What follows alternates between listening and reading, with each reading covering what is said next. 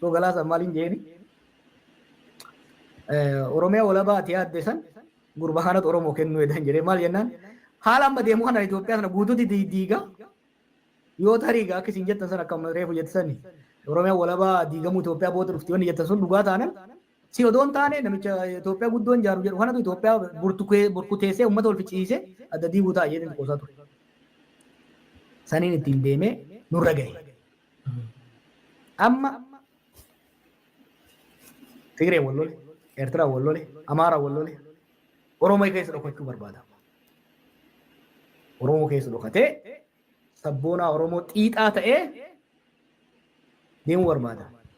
Waan namni doolloo kanas isaanumatu jalqabee fide akka isaan yaadan hin taaneef malee. Maaliif hima maxxanse? Beektaa waan namni doolloo sana olmoos dagadheen ture. Maarshaal Biraanuu Naggaa haasoo yoo laalte Maarshaal by the way dhugaa dubbata beektaa sharrii siyaasaa kana baay'een beeku. Waan waliin haasayan waareen bahee dubbata. Hanga gaafa